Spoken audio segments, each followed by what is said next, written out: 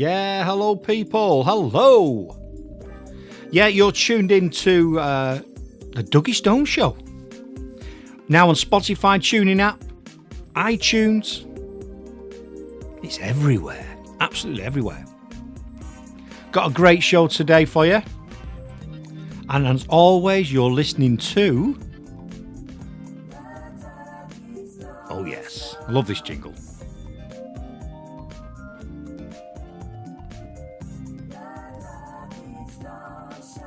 Yeah, this show's about business, dyslexia and adversity. And this show, I'm speaking to a guy called Fraser, and he's from Employability. Now, the reason we'll go into more detail, the reason why I've got Employability on is because we just recently set up a radio station, a global network. We're reaching all parts of the planet, and it's about encouraging and promoting new artists and new talent. So Employability does the same in schools. I've done some public speaking with them, and that's how I've interacted with this organisation.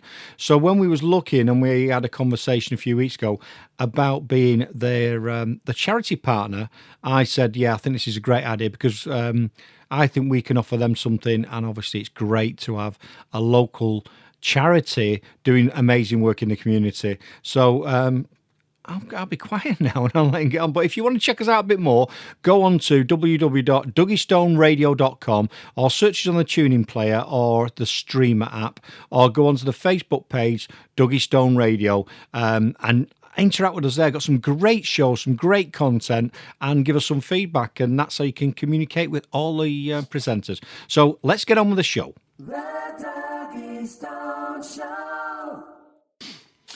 Right, so yeah, people, this show is obviously about business and various different things that we do, and this station's a new station. It's only been operating, this is week 4 now, and I've got a guest on today. I'll let him introduce himself, and we'll have a little chat. Good morning. Morning, Kurt. Thanks for the invite. Yeah, for the sakes of everyone, would you like to introduce yourself? Yeah, Keith Fraser, and I'm the chair of the board of trustees for a charity called Employability UK. Yeah, brilliant. So what is Employability all about then, Keith, so people know what that's about? Well, Employability UK is about raising the aspirations of young people and the unemployed to help them get into work. Yeah, cool. So, and that's running different programmes around the Midlands, is it? The West Midlands? And well, basically, just into a nutshell around the need behind the charity, first of all, in relation to what we do. There's a lot of evidence out there to show that young people, middle achievers, high achievers or lower achievers, whatever, they all get certain qualifications, but they're not match ready and not fit for the workplace. And employers are asking for some absolute key skills these young people haven't got. What we try to do is bring those skills out, and what we do is bring those skills out to young people and make them ready and help to get them ready for the workplace. There's a number of surveys that have been conducted that you'll be well aware of by the CBI last year. They run them annually, and the key things that employers are looking for are not necessarily academic qualifications, although I'm not saying you don't need those. The key things they're looking for are things like aptitude and attitude, because you can have all the academic qualifications under the sun, but if you're not ready for that workplace, you haven't got the right approach to it, you haven't got the right attitude to it, you ain't going to be able to do the job. Yeah, I think that's a real valid point, because far too often, obviously, when you've got someone working for you, and I've run massive teams, and yeah, if someone's not doing some of the basic things, like the modern day, we're all guilty of using our iPhones and iPhones or Samsung phones, whichever. We're all guilty of using our smartphones and being on social media all the time, and we want people to interact with us and look after if we're employing someone, we want them to be focused on our business, looking after our customers, our products and services. And I think you're right, you can have all the qualifications in the world. I'd rather have someone that was like for the station, if I was going to employ someone, I want someone to have the right attitude, produce shows on a regular basis, not let us down, be a good ambassador for the station. I couldn't care less if, from a radio station, if a presenter's got a qualification at all. As long as they're producing what we need, that's irrelevant. And I think it's great that Employability is focusing on those soft skills, which are not just soft skills, they're vital for you to gain employment. I think it's really Yeah, sorry, Kurt. I suppose there's a couple of points there it brings out. Is one, I'm not arguing against academic skills. Obviously, they Yeah, are yeah. needed. They're a definite bedrock. But to that point you make about them not being soft skills, they are definitely hard skills and really important skills that young people, well, in fact, all of us need to have. Because if you can't interact with people, you can't communicate with people, you can't work as part of a team, as you say. If you can't turn up on time, you don't know how to present yourself for an interview. You don't know how to present yourself for a CV. You just ain't going to get on. You just ain't going to be able to deliver in the workplace and give employers what they want. And what is fantastic, what we've found is how quickly the young people actually learn and adapt. It's absolutely brilliant. It's almost like a light bulb moment when they get it. And the difference before they start the program and to when they complete it is transformational, really, and that's what it's all about. Yeah, and I've seen it myself firsthand because obviously I've done some public speaking for you in one of the schools in Coventry, and then went to the awards at the end of last year at Coventry University, because you've obviously partnered with Coventry University, and I just thought it was amazing to be in that room with goodness knows how many young people, young adults, and some of them weren't in confidence, but generally 99% of them were uber confident, knew what to do, knew what questions to ask. And I was stood there feeling I've only played a small part in that process that you've gone through, employability, but I felt really proud coming away from that day and seeing what had been achieved by the people that are involved with the charity, really, and the programs. I think it's wonderful. Wonderful. Yeah.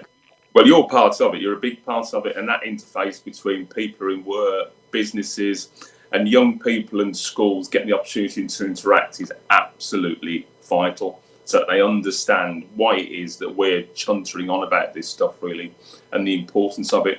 As you know, I was part of that day as well. And I think the thing that stands out for me is that every single young person I spoke to in that room, there's nearly 200 in that room, said that before doing the program, there is no way they would have done that networking event that we did before.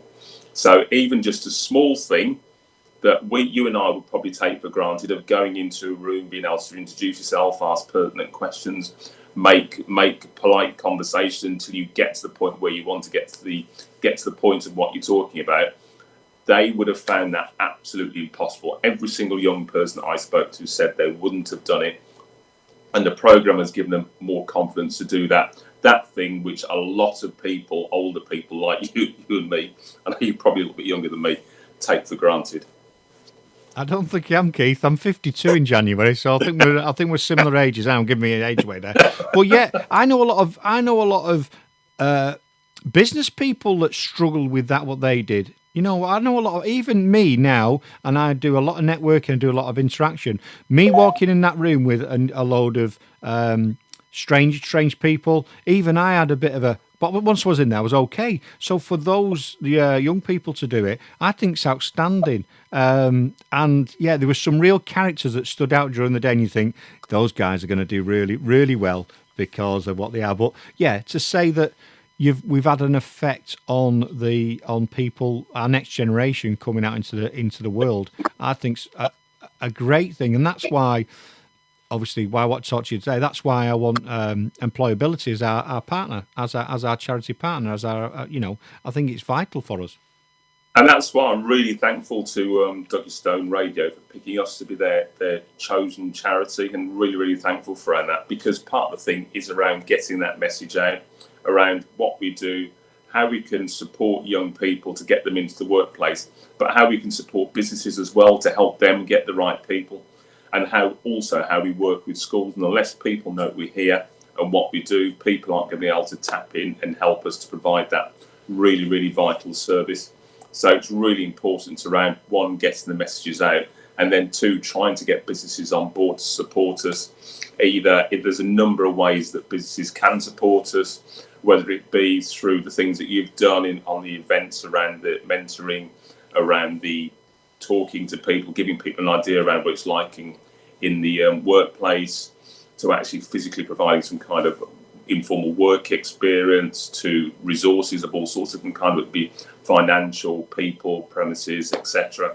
There's a number of ways that you can help Employability UK, which in the end helps young people to get on and help our future better. Because it's all about people getting the best, achieving the best that they can, and then ultimately, adding as much as they can to the economy. Yeah, and the wealth. yeah, that's exactly what I was going to say. Then is what people might not realise or might not understand is the better our local communities do well, and we all prosper for it. So if you've got low unemployment, then those individuals are contributing to the local economy. They're paying taxes. They're buying goods and services locally, which benefits everybody. And the more we can make people ready for work and get people, if they're unemployed, into work, the better it is for the local community and the UK as a whole. Because obviously we've got a lot going on at the minute, and we need to be the best we can be, all round. And I think it's great that we're doing it. And what I've said that we will offer, or what I want to do, which is why I wanted to get involved. I've got a personal interest, as in I really like the charity. That's why I've chose the charity, because you're not a faceless charity that are just somewhere that we want to work with, and we might interact over emails and everything. I personally know the board. I personally know from my interactions. I didn't know you before it. I mean, I personally know because of the work we've done together. Yeah. Not as personal friends. So for me, that makes sense, and we're impacting locally, which is this station's global, but I want us to impact locally as well as globally.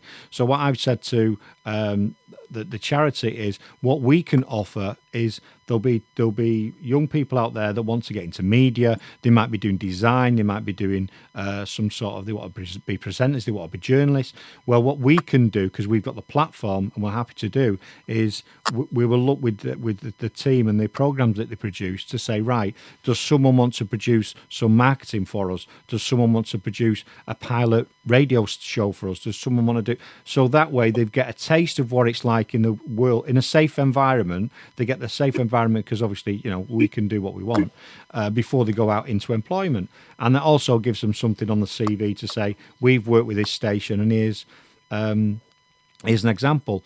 And just, we've already started on that, down that track, because I've met someone a few months ago. She's a local student in Nuneaton, and she's studying media. So she now produces a weekly show for us, which is a couple of minutes long, which is basically the week that was. So she talks about news locally in the local area, national news, and because we do, some of our stuff goes out to Australia, she picks a story in Australia. So she's never done it before. So now when she goes to employer, she can say, I've been producing this for this station for X amount of time, and guess what? Here's an example of what I do for them.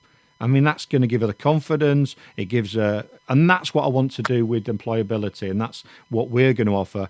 I think that's just as important as giving funds to the charity. We're going to give some real life opportunities, I believe.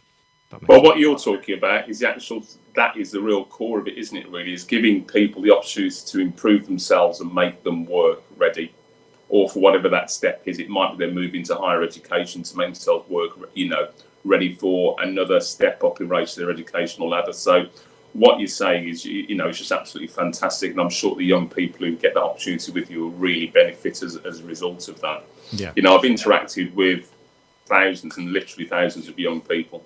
And the thing that comes back is that, so all you need to do is, quite often the thing that makes a difference is just reaching out and showing that you care and offering that help. Because young people, to be given the chance to develop, they need to be given different perspectives, different opportunities. And if they don't always have the opportunity to be able to reach out and know where to go. Yeah. If you've got people like you and others reaching out and showing that hand of that you care, showing that hand of guidance, of support, etc., it is quite often just what they need to kind of just say, make that light bulb spark in their head in relation to key things that they need to do to stir them on. Yeah, and it'd be great to see someone's journey. Because we do a number of things on the station, and one is we're really into promoting new artists and new presenters. So I showcase on one of my shows, country artists in the UK who are absolutely brilliant, but not getting into the mainstream. And it's very frustrating for a lot of people that they've got a great talent and they feel like they're getting the door pushed in, closing all the time. And what my message to a lot of people is, let's just let's try and showcase you, but just don't give up. Just produce what you produce what you're passionate about, and it'll come. Obviously, not everyone's a brilliant singer, and I wouldn't advise someone just to, I'm really passionate about singing. You need to have some sort of talent in the first place. But I think the biggest thing we can afford anybody is confidence. And I think if we give people confidence, not arrogance, confidence, then that confidence will come out and they'll become more employable. People will gravitate towards them, and their message or their service or what they want to do will just come along. It'll just like happen really. I think that word contribute and confidence is really important. You can't undersell that or underrate that or underplay that, because it is that confidence that they have got something that will enable them to achieve, that they can contribute, that they can add value. If you don't give young people and individuals that feeling within themselves that they can contribute something towards society, that they can contribute something of worth, then people will retreat. And I've met a whole host of people that just retreat into their own world, do their own thing, because they haven't got that confidence that anything they've got to offer is of value. So I think that is really, really important. So one of the fundamental platforms really around that confidence, that what they've got to offer is of value to others and will also be of value to themselves in relation to their own self-fulfillment. Yeah, and there's another reason why I wanted to get involved in the charity and do some of the speaking that I've been doing, because I wished that when I was in school and leaving school back in 1982, that employability was in my school, because I know I've been quite successful in my business career and in my corporate life, but I often think if something like employability was available for me back then, where would I be now and what would I be doing? Do you know what I mean? I've achieved things, but that it was late. It's been later on when I've achieved it, when I found my confidence later on in life, in my early 30s, was the time that I really started to think, actually, I've got value. And that's a lot. That's criminal, really. So I wish employability, and that's why I want to be involved, because I'm thinking I could be in those classrooms, I could be in those auditoriums when we're doing public speaking. I could have been sat on those benches, and what would I have done, and how would I have felt? And that's why I'm really proud to be part of it, and I'm really proud to say that we've got Employability UK as our charity partner, and we'll do as much as we can within the presenters and with the station to help you in whatever way we can. Thank you very much, and I think that that bit there around ensuring that young people see themselves as 100% employable, which is one of our catchphrases there, has got to be one of the things we try and embed in young people. You are 100% employable, and that's what we want to achieve. Yeah. We don't want any young person out there feeling that they're worthless, feeling they've got nothing to offer. We do want to give them that confidence to say that if they reach out, they can add value. If they try, they can add value. Their offer is worth something. Their offer is valuable. It's not only valuable to them, but it's also valuable to society, and also for them feeling a bit of real pride in relation to what they can do and what they add. Yeah, exactly. And the proof for me will be if I've been involved in some within the charity and people on programs, when they become. That's what I can't wait for, to see these people grow and emerge and become, the best they can be, and then come back in a few years and go, oh, by the way, remember me? I was on this, and you go, well, that. I'm really excited about that. Really excited, because that's going to happen. I know it'll happen, and that'll be wonderful when that happens. That'll be brilliant. And it may be, just picking up on that you want to approach us outside of here, and if one of the young people agrees, follow their journey through the program. Oh, that'd be good. And then what beyond, sort of like see how they feel beforehand, what they're expecting, blah blah blah. How they progress through the program and what their thoughts are at the end of it, because that puts it all into real life, then, doesn't it, for people? Obviously, we'd have to we could do that. I'd like to do something like that, and I could arrange for, and obviously we need to talk about that offline, because obviously there's permissions and stuff because I'm chair of a local scout group as well. That's my other giving back to the community and enriching them, and so I know there's the safeguarding and all the rest of it, and parents' permission. But wouldn't that make a brilliant program or a little documentary of here's X, this is when they start. A group of them, a bit like Shards of Our Times, and then follow them through. That'd be wonderful, wouldn't it? I think, let's talk about that. That's one of those bonkers ideas, which would be absolutely brilliant, I think. I think that'd be really interested in that as well, because it puts into real life what the charity and you and people like you are doing, doesn't it, really? Because they'll see the outcome of what we're doing. Yeah, and it makes it tangible. Like, rather than we say, oh, well, there was 300 pupils on this course and 10% have done this, 3% have done that. That's great, but you need to make it human in some way, don't you? A human, interaction. I think we're onto a bit of a thing that I'm. Yeah. Anyway, I think that'd be great. Following on from yesterday, because people don't know, we had a meeting yesterday, which was following on for some actions from a previous AGM, and that could fit quite nicely in the work that one of the actions that I got. You could be picking up one of your actions from that. That's fantastic. That is great. That's really good. But yeah, I love the charity. I think it's great what we're doing, and it's about getting the voice out there. It's about getting the message out there. So where can people get hold of the charity? Where's the best place for them to, if there's any pupils, for example, listening, any teachers, any employers, what's the best place? Well, if they just go to our website, which is www.employabilityuk.org, or they can call us on 0345 601 551, and we'll get back in touch. So that's for employers, educational establishments, and also potentially the young people if they want to kind of lobby us to come into a particular area. Yeah, and that's power of the people. If the students want, why have we not got employability? I think it's great, and I know there's a lot of different people out there, different providers doing different things. But from the work I've seen you do, and the way and the passion, I think it should be the first choice for every school, really, because it is brilliant. It is really a good charity. We're definitely getting the support of the schools. That they all they have busy curriculums. There's no way those schools would be getting involved with us and having us as part of their curriculum if they didn't see the value for their young people. Yeah. So they're very, very happy. All the schools we've worked with are very happy to partner with us. And I think that's the proof of the pudding, really, is the fact that the young people are really positive around it. So are the schools, and the relationships that we have with the businesses that are involved in us is really good. And long may that continue. What we do try and offer, and what we do offer, is a bespoke service around the needs of that school, so we can tailor it to the needs of the young people, working in partnership with the business community.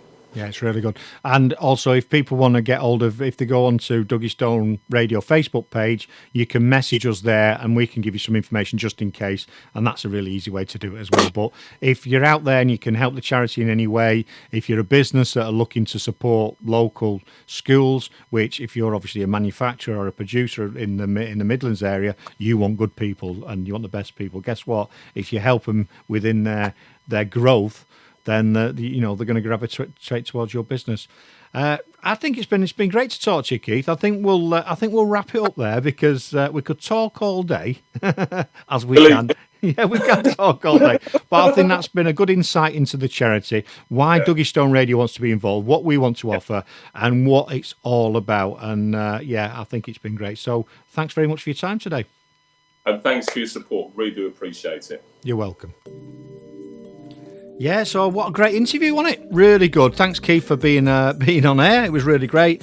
And yeah, go and check out Employability UK and see what they're all about. And you'll see more and more of them on the Dougie Stone Facebook page, I'm sure. Dougie Stone Radio you need to go to. And as always, you've been listening to... Yeah, bringing you interesting guests from around the planet. We interact globally. This show goes out to multiple countries. Like I say, it's on Spotify, we're on Tuning Player, we're on iTunes, and it's also goes onto YouTube. So you can find this show wherever, in various places. But if you want to listen to the live shows that when I do them, the business shows every day at 10 a.m. on dougiestoneradio.com. My show is on a Tuesday, but don't let that put you off. Go and check out some of the other stars. Yeah, they are blooming stars. So go on to Dougie Stone Radio Facebook page. Please like us there. Please communicate. Let us know what you think. Please review this episode, and if possible, share it. I thank you very much for your time, and as I normally say, see ya. The Dougie Stone Show.